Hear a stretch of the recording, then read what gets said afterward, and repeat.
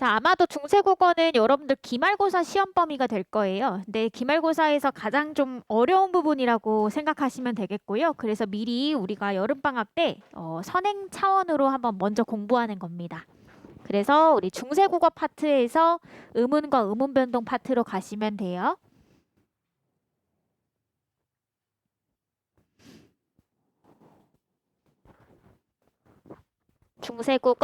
중세국어에서 의문과 의문 변동 혹시 몇 페이지예요? 네, 154페이지.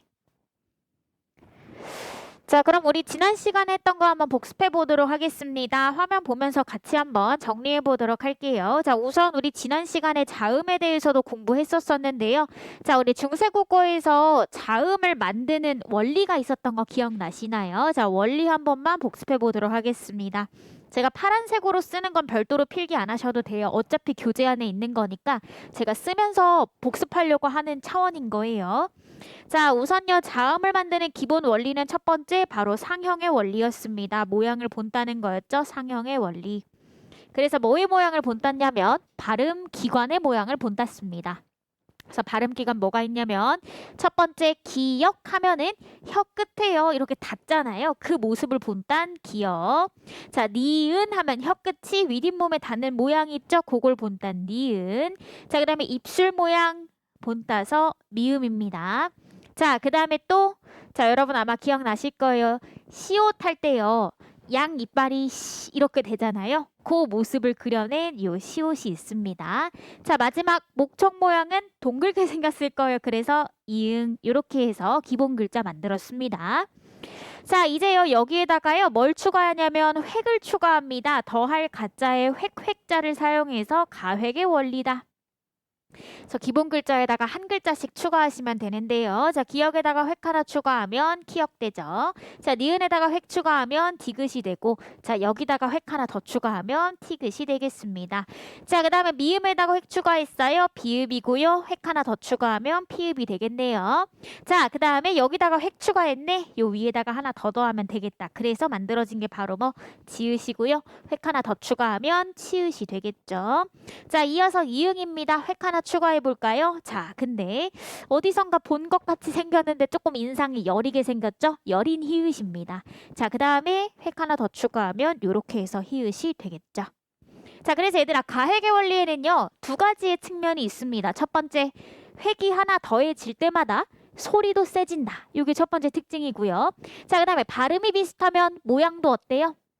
비슷하구나. 요 두 가지의 원리를 정리할 수가 있겠죠. 자, 그 다음에 세 번째입니다. 앞에 있는 글자들과는 완전히 다른 형식으로 만들어진 글자가 있어요. 다를 이자를 쓰고요. 그 다음에 형식 채자를 사용해서 이채자다 이렇게 부릅니다. 이채자는 특히나 시험 문제에 자주 나와요. 그래서 어떤 이채자가 있느냐. 자, 요런 아이들 있죠. 옛 이응입니다. 자, 그 다음에요. 요렇게 생긴 아이들, 그쵸, 리을입니다. 그 다음에 마지막 이채자 반치음이 있어요. 그래서 요런 아이들은요. 앞에서 봤던 1번과 2번과는 별개의 글자 원리로 만들어진 글자예요. 아시겠죠? 자, 이제 이어서 가보도록 하겠습니다. 우리 지난 시간에 뭐 봤냐면 모음도 같이 한번 살펴봤었었는데요. 자, 모음을 만드는 원리가 있습니다. 첫 번째 원리가 있었죠. 첫 번째 마찬가지로 모양을 본다습니다. 뭐의 원리? 상형의 원리.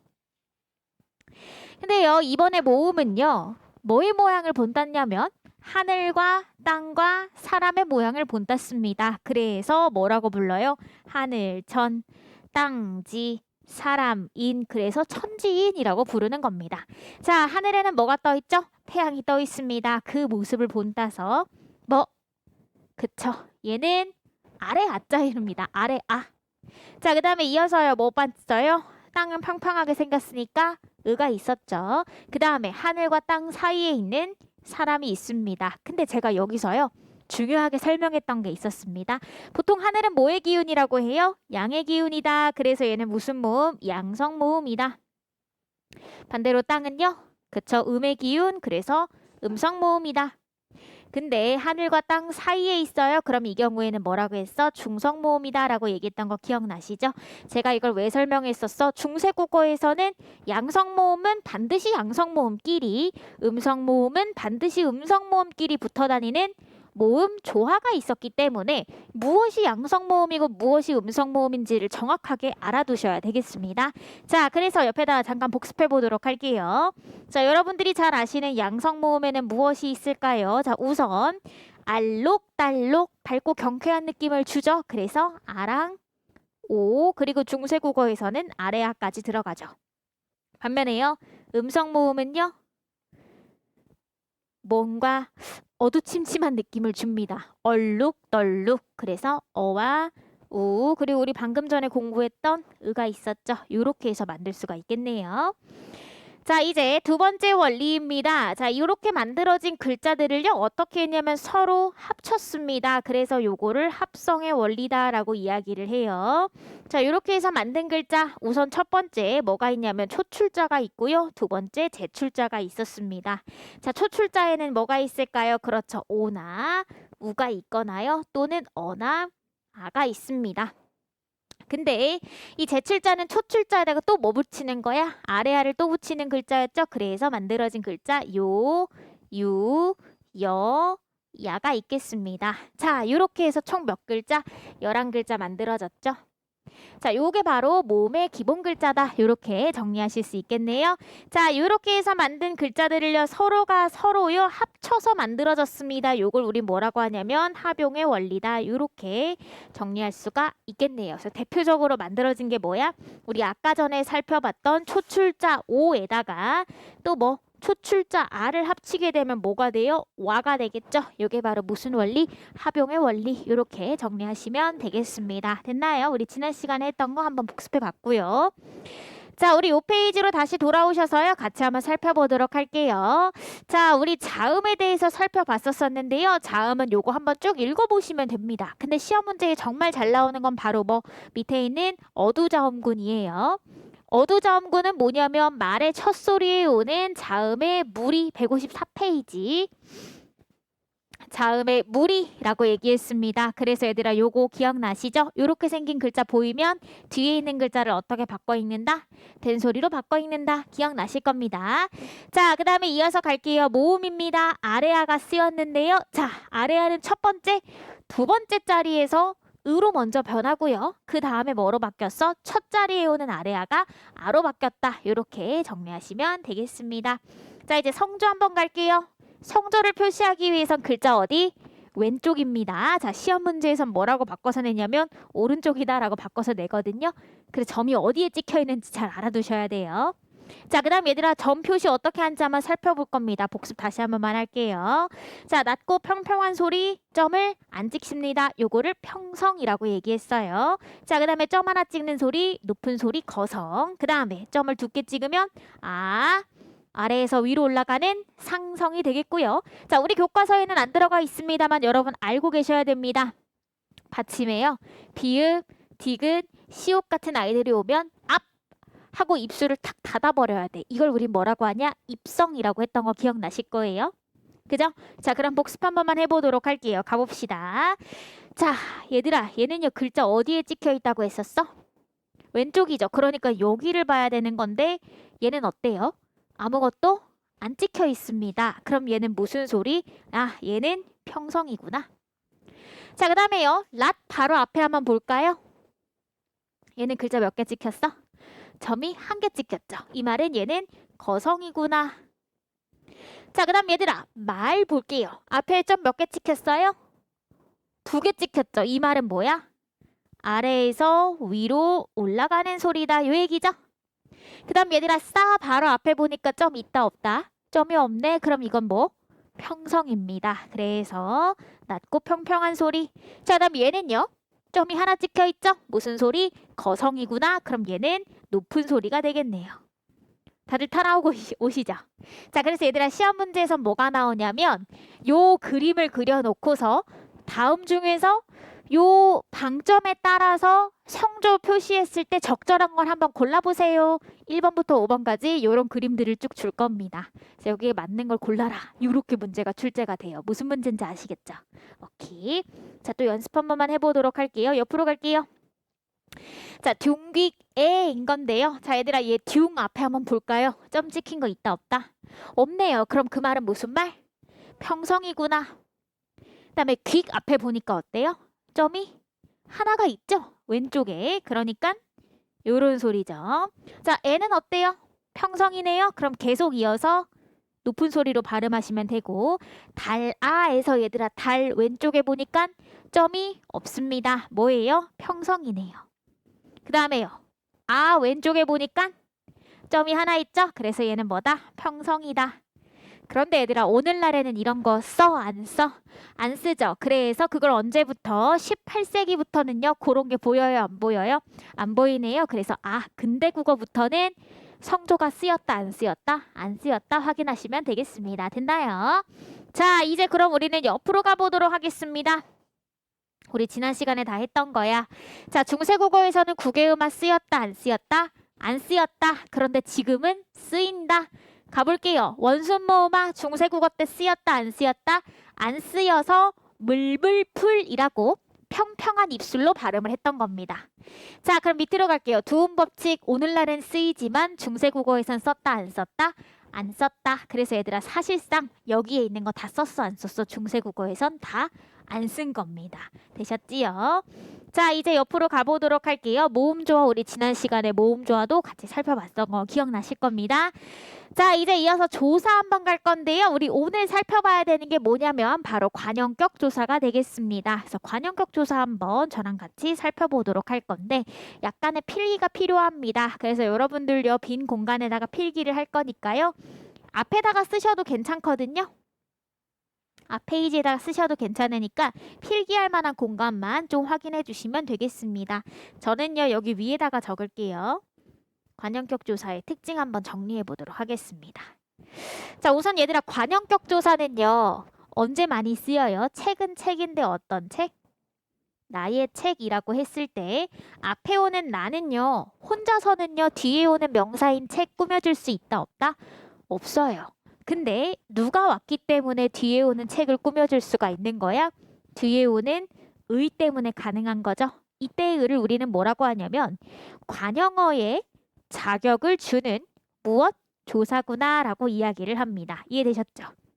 자 그래서 정리 한 번만 해보도록 할 거예요. 자 우리 현대국어에서는요 이 관형격 조사가 사실 하나입니다. 의 하나예요. 근데 중세국어는 여러 가지였어요. 자 우선 첫 번째 자 중세국어의 관형격 조사를 살피려면 우선 앞에 오는 이 명사 보이시나요? 이 명사가 1번 유적명사인지 또는요 정의 없는 무적명사인지를 먼저 구별하셔야 되겠습니다. 그래서 이렇게 먼저 필기 먼저 해주세요.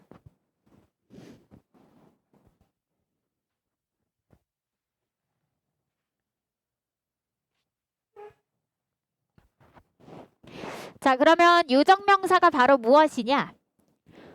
정서를 가지고 있는 명사예요. 정서를 가지고 있는 거 대표적으로 뭐 사람이 있겠네? 또 동물들도 사실요 감정을 느낄 수는 있죠. 그지? 사실 여러분 강아지 키워보시면 다 알잖아요. 강아지도 감정이 있다는 걸. 그래서 이 유적명사 안에는 누구도 들어가? 동물도 들어갑니다. 근데 반면에 얘들아 무적명사는요. 정서를 느낄 수가 없는 것을 표현하는 명사예요. 대표적으로 식물 들어가겠죠? 또 무생물들 들어가겠죠. 이렇게 구별하시면 됩니다. 자, 그 다음에요. 유적명사는 다시 또 두 가지로 나뉘어요. 그래서 얘가 바로 높임의 대상인지 또는 높임의 대상이 아닌지에 따라서 구별이 됩니다. 그럼 얘들아 높임의 대상인데 유적명사인 거 뭐가 있을까? 예를 들면 대표적으로 당시에는 누가 있어요? 왕이 있었죠? 그래서 왕은 뭐야? 유적명사인데 동시에 높임의 대상이었죠. 또 누가 있을까요? 우리 요거 부처님도요. 높임의 대상이었습니다. 근데 이때는 얘들아 잘 생각해야 돼. 국외음화 썼어 안 썼어? 국외음화 안 썼기 때문에 부처가 아니라 부텨라고 불편하게 발음을 했던 겁니다. 이해가 되셨나요? 자 그런 다음에 얘들아 정리해 보도록 할게요. 자 요렇게 높임의 대상인 유적명사와 무적명사는 공통적으로 그냥 시옷을 갖다가 썼어요.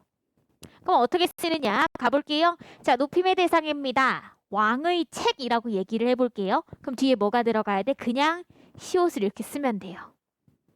근데 얘들아 부처는요 밑에 받침에 시옷을 쓸 수 있잖아. 그래서 요거 요렇게 갖다가 쓰면 됩니다. 그럼 뭐가 돼? 부처님의 라고 읽으시면 되는 거예요. 자, 또 얘들아 연습 한 번만 해보도록 할게요. 대표적인 무정명사 뭐가 있었냐면 바회가 있는데 이게 뭐냐면 바위입니다. 자, 얘들아 바위의 끝이라고 표현하려면 중간에 뭐가 들어가요? 의가 들어가죠. 그럼 이때 뭐 쓰면 돼? 그냥 요렇게 쓰면 되는 거예요. 그지? 자, 또 당시에는 나무를요 나무라고 썼습니다. 그러면 나무의라고 얘기하려면 뭘 쓰면 돼? 요렇게만 쓰면 되겠네. 그죠? 자, 이제 높임의 대상이 아닌 경우는요 또다시 두 가지로 나뉘었는데, 자, 뭘 기준으로 나누었는지는 여러분 아실 거예요. 중세국어에서는 뭘 그렇게 열심히 맞추려고 했었어? 그렇죠. 모음 조화에 따라서 또 달라집니다. 자, 그래서 이런 경우가 있어요. 이런 경우가 하나 있고요. 또 이런 경우가 하나 있는데 차이점 보이시죠? 얘는 뭘 썼어? 아래아를 썼고 얘는 뭘 썼어요? 을을 썼네요. 그지? 자, 그럼 아래아를 쓴 거는 얘는 무슨 모음일까요? 네, 양성모음입니다. 옆에다 적어주세요. 양성모음.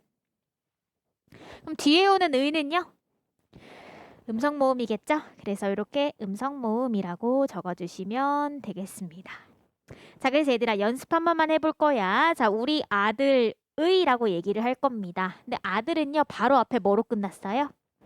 음성모음으로 끝났죠. 그러니까 바로 끝난 게 뭐야? 마무리를 했을 때 맨 마지막에 오는 모음이 뭐예요? 음성모음이죠. 그래서 맨 마지막에 오는 모음을 기준으로 판단해서 뒤에 누가 와야 돼? 음성모음인 의가 오면 되는 겁니다. 그러니까 이렇게 생각하면 돼. 이 조사가 바로 맞닿아서 만나야 하는 그 글자 있죠.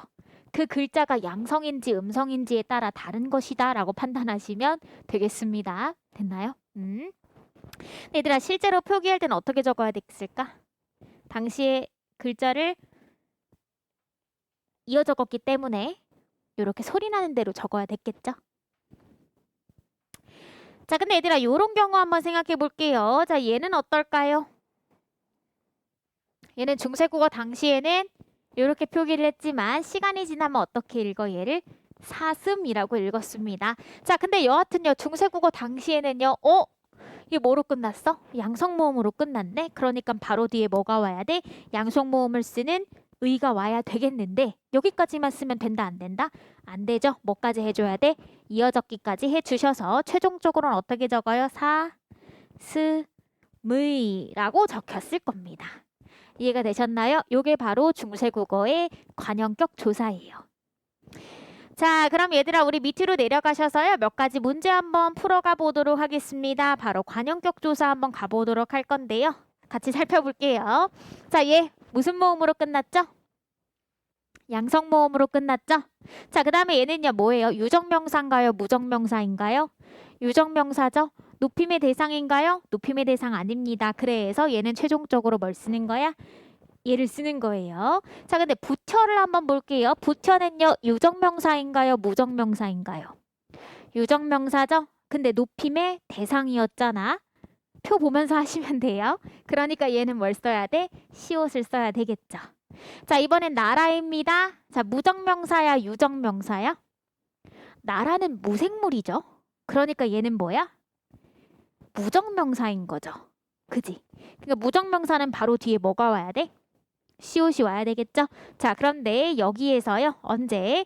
작년 기준으로요. 가제율고에서 시험 문제가 한번 나왔습니다. 이렇게 출제가 됐어요. 아, 나라는 뭐니까? 높임의 대상이니까 시옷을 쓴 거지? 이렇게 물어봤거든요. 그럴싸하잖아요. 근데 이거 낚이면 된다 안 된다? 안 됩니다. 높임의 대상이라서 높인 게 아니라 뭐라서 이렇게 시옷을 쓴 거예요? 그렇죠. 무정명사라서 이렇게 쓴 겁니다. 그래서 주의하셔야 돼요. 요거 아니고요. 얘는 무정명사이기 때문이다. 이렇게만 한번 적어주시면 되겠습니다. 자, 이제 이어서 갈게요. 자, 얘는 누구냐면요. 거북이에요. 현대어 풀이를 보고서 얘가 뭔지 아시면 돼요. 얘는 거북이거든요. 근데 거북이는 얘들아 동물이잖아. 그니까 뭐야? 유정명사예요. 근데 유적명사 중에서도 얘는 높임의 대상이다 아니다?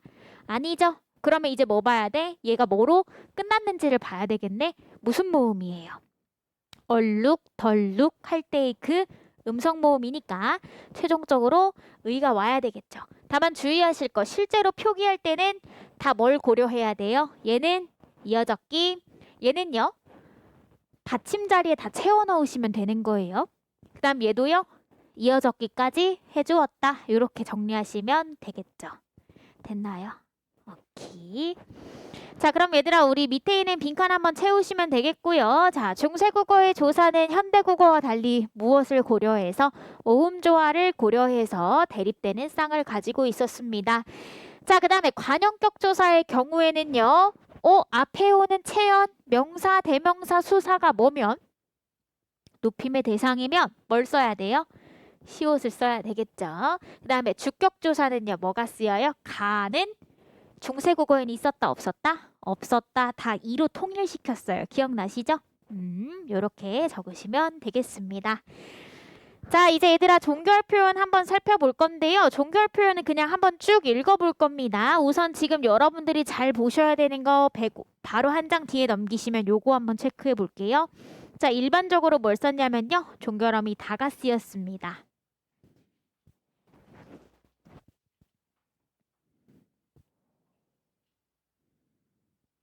그 다음에 얘들아 맨 마지막에 있는 거 보이시죠? 반말의 경우에는 종결어미 니나 리가 쓰였다.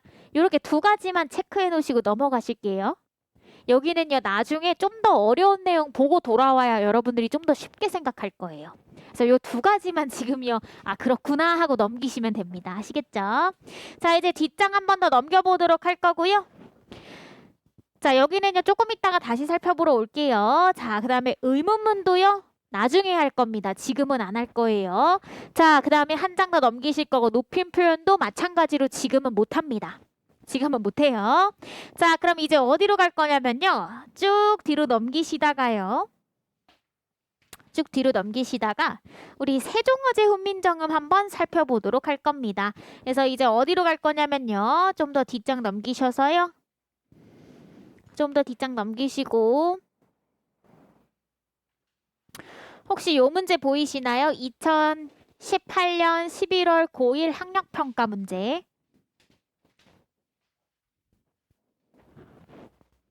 있어요. 몇 번인가요? 네, 18번 문제 꺼내시면 되겠습니다.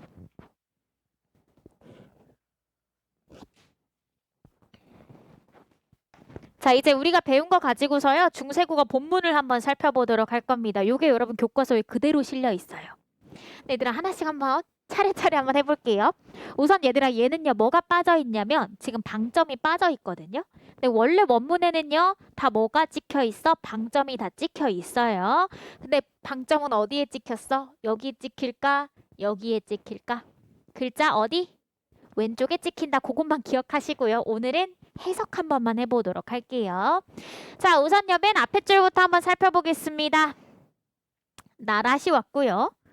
얘가 왔네. 그럼 얘들아 우리 뭐 하시면 돼요? 나라는 우리나라랑 연결이 된 건데 마지막에 오는 의에 해당하는 거 뭐가 있을까?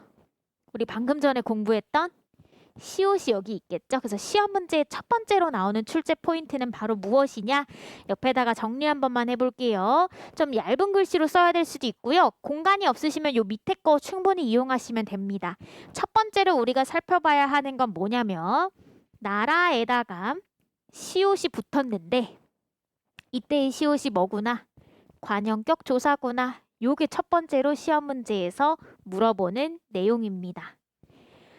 근데 얘들아 왜 하필이면 시옷이 쓰였어? 우리 아까 전에 제가 강조 한번 한 적 있어요. 왜 시옷이야 하필이면? 앞에 있는 나라가 뭐라서? 얘는 무정명사죠? 그쵸? 무정명사가 왔기 때문에 그래서 누구랑 결합한 것이구나.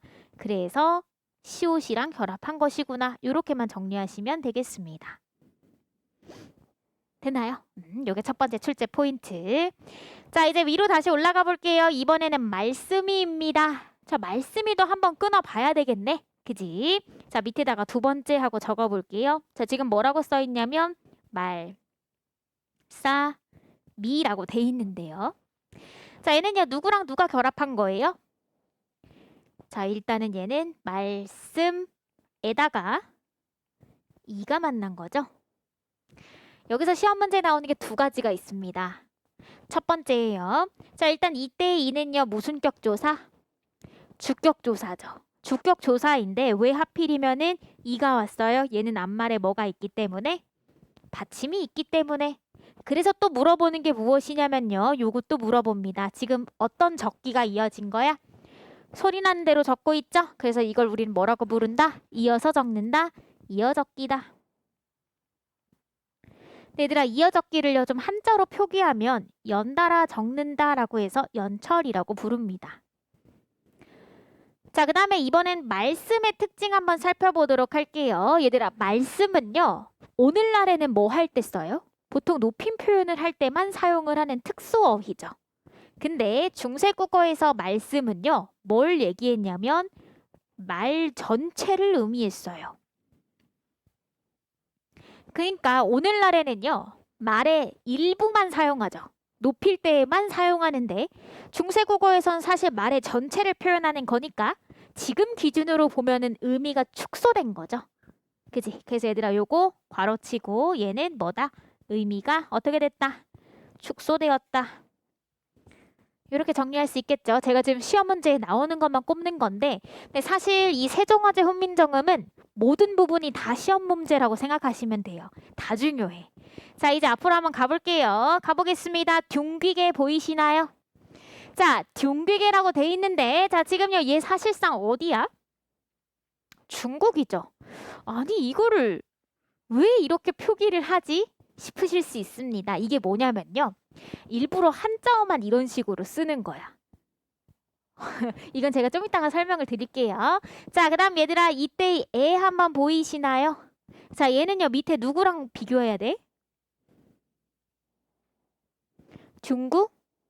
과가 돼야 되죠. 얘들아 얘 이때의 애는요 무슨 부사냐면 위에다 적어주세요. 비교를 하기 위한 부사격 조사구나 라고 적어주시면 됩니다. 제가 앞부분에서 한번 공부한 적이 있을 거예요. 혹시 기억나니? 닮다, 다르다, 비슷하다의 경우에는 항상 뭐랑 다르고 뭐랑 비슷한지 기준이 필요하다라고 얘기했을 건데 기억나시나요? 그지? 우리 필수적 부사어 할 때 한번 얘기한 적이 있었어. 그래서 얘들아 이때의 애는요 무슨 역할을 하냐면 부사격 조사의 역할을 한다. 근데 무슨 뭐 하기 위해서? 비교를 하기 위한 거다. 시험 문제에선 이렇게 나옵니다. 밑줄 쳐놓고서 다음 중 얘랑요 좀 다르게 쓰인 게 뭔지 한번 골라볼래? 라고 물어볼 건데 시험 문제는 이렇게 출제돼요. 나는 지금 학교에 도착했다.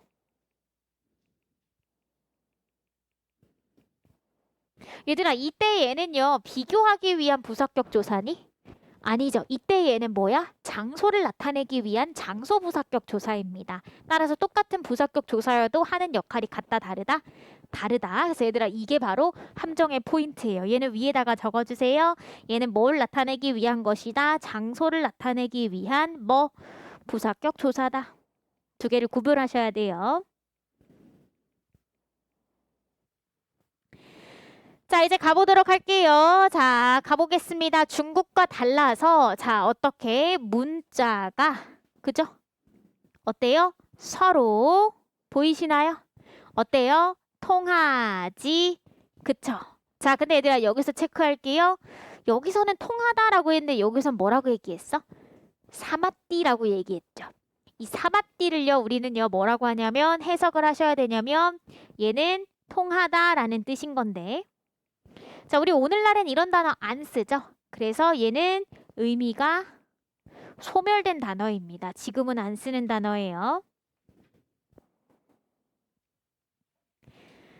자, 이제 이어서 가겠습니다. 통하지 아니하기 때문에 라고 읽으시면 되겠죠. 근데 그 내용을 한번 볼까요? 아니할세라고 나와 있거든요. 자, 그래서 얘들아 아니할세 밑에다가 적어보도록 하겠습니다. 세 번째예요.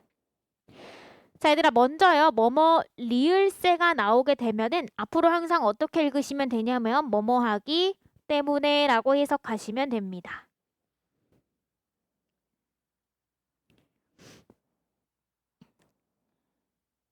자, 다시 위로 올라갈게요. 자, 따라서 통하지 아니하기 때문에 라고 읽으시면 되겠죠. 자, 이어서 갈게요. 이러한 전차로라고 얘기했는데 얘들아 전차가 뭐로 연결되니? 밑으로 보니까 까닭으로 연결이 되죠. 근데 전차라는 단어 지금 써? 안 써? 안 쓰는 단어입니다. 그래서 얘들아 전차라고 얘기하는 건 마찬가지로 의미가 어때요? 지금 소멸된 단어입니다. 자, 이제 디귿 가보도록 하겠습니다. 디귿은 뭐랑 연결돼요?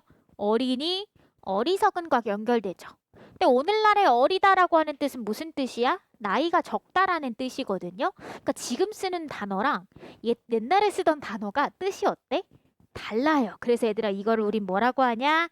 의미가 어떻게 됐구나, 이동했구나 라고 표현을 합니다. 그래서 의미 소멸은 뭐냐면 오늘날에 애초에 이런 단어 자체를 안 쓴다. 근데 의미 이동은 옛날에 쓰던 의미와 지금의 의미가 좀 다르다. 이렇게 정리하시면 돼요. 자, 가보겠습니다. 어린 백성이라고 얘기했는데 얘들아 이때 이는 또 마찬가지로 뭐예요? 주격조사죠. 주격조사인데 얘는 왜 이를 썼을까? 앞말에 뭐가 있으니까? 받침이 있으니까. 가볼게요. 얘들아 여기 체크하셔야 됩니다. 얘는 뭐랑 대응될까요?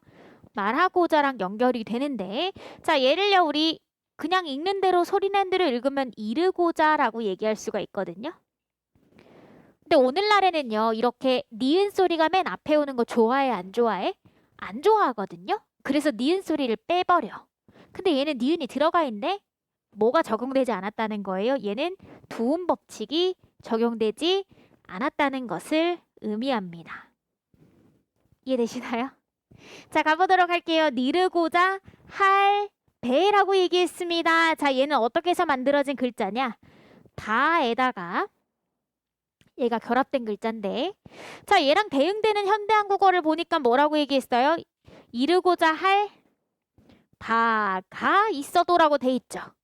자, 근데 얘들아 이때의 가는요 중세국어 때 있었다 없었다? 없었다고 얘기했던 거 기억나시죠? 그러니까 얘는 누가 온 거야? 가 대신에 무슨 조사예요? 얘는 주격조사가 온 거죠. 근데 우리 지난 시간에 공부했던 것처럼 그냥 모음으로 끝나는 경우에는 이를 쓴다거나 또는요 안 쓴다, 둘 중 하나였던 거 기억나시죠? 자, 이어서 갈게요. 할 바가 있어도 마침내 제라고 얘기했습니다. 자신의. 가보도록 할게요. 뜻을, 얘는 어떻게 해서 만들어진 글자야? 뜻에다가 뭐가 합쳐졌어요? 얘가 합쳐진 거죠. 자, 이 시험 문제 나오는 거 첫 번째 생각해 볼게요. 뭐가 왔어요? 글의 첫머리에 자음의 무리가 왔습니다. 어두 자음군이 왔죠? 그래서 얘들아 요 뜻을에다가 동그라미 쳐주시고 얘를 뭐라고 부른다? 적어주세요.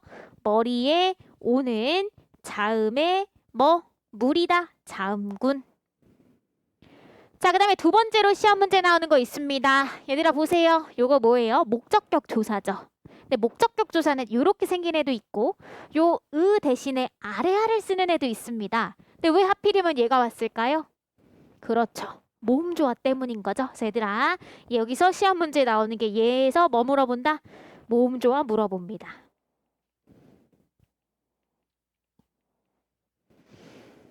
됐나요? 자, 그래서 자신의 뜻을 그 다음에 싫어라고 했는데 싫어가 뭐랑 연결되냐면 능히로 연결되고요. 자, 이어서 갈게요. 표디인데 얘는 표지라고 있네.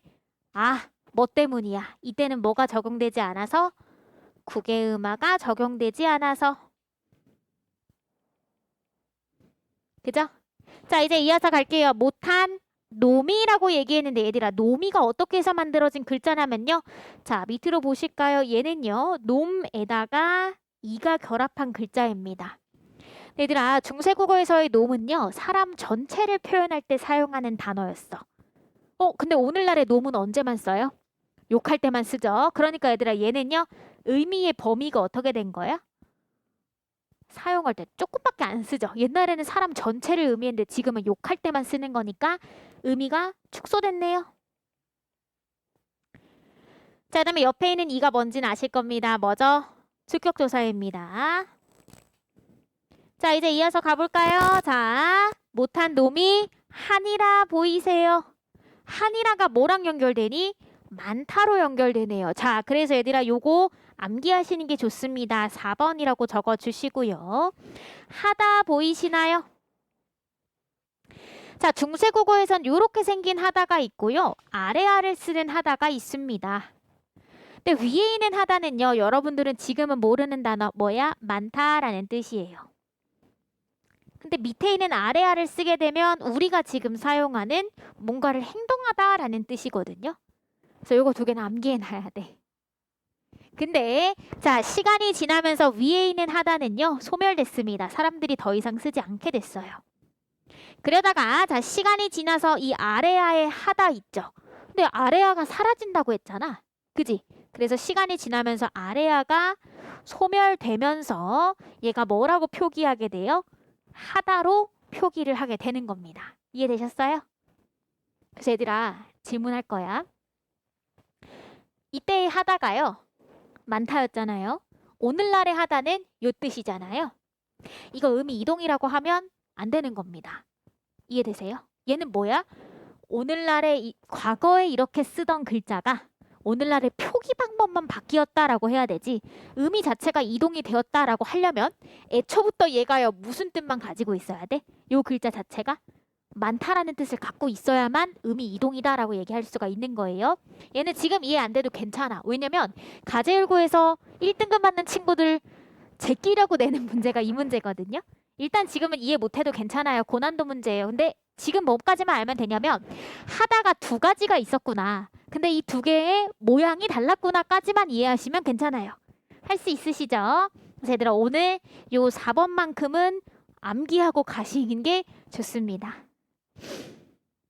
자, 여기까지 하면 되게 많이 한 건데 자, 우리 문제만 바로 한번 빠르게 풀어보도록 할게요. 자, 기억의 1번 보도록 하겠습니다. 제가 이때의 과는요 비교하기 위한 거라고 얘기했죠. 근데 지금 바로 뭐가 나와버렸어? 장소다라고 얘기했죠. 맞아요? 틀려요? 바로 틀렸네요. 1번이 틀렸습니다. 이게 내신 문제에서도 많이 출제돼요. 어떤 식으로 출제되는지 느낌 오세요? 좋아. 자, 2번 갈게요. 자, 리을세는요. 어떻게 읽기로 했어? 뭐뭐하기 때문에 라고 읽었으니까 앞말과 뒷말이 원인과 결과 관계구나. 맞는 말이죠? 그래서 2번 맞습니다. 자, 3번 가보도록 하겠습니다. 자, 이때 어리석은의 니은은요. 앞말이 뒤에 오는 말 수식한다. 얘들아 혹시 이거 기억나니? 이게 바로 관형사형 어미를 의미합니다. 우리 관형사형 어미 공부했던 거 기억나시죠? 그래서 3번도 맞는 말. 4번 가보도록 할게요. 자, 이때의 바가에서 이는요. 뭐였다? 아, 주격조사네. 다 했던 거죠? 4번 맞는 말. 5번입니다. 자, 이때의 을은 목적어라는 걸 표시하는 조사니까 목적격 조사인데 자, 내신 문제였으면 뭘 물어봐요? 왜 하필이면은 요렇게 생긴 목적격 조사가 왔을까 얘들아 하고 물어볼 거야. 내용 이해되셨죠? 그래서 요렇게 출제가 될 겁니다. 그래서 사실은요 여러분 내신에서는 요걸 100% 잘 해석하는 거 정도만 하시면 웬만한 중세국어 문제는 다 맞출 수가 있어요. 아시겠죠? 그지? 그래서 오늘은 요 세종어제 훈민정음을 전체 다 해석하는 걸 여러 번 반복해서 우리 내신 교과서 내용까지는 다 끝낼 거예요. 아시겠죠? 그래서 우리 10분 정도 쉬었다가 계속 이어서 하겠습니다.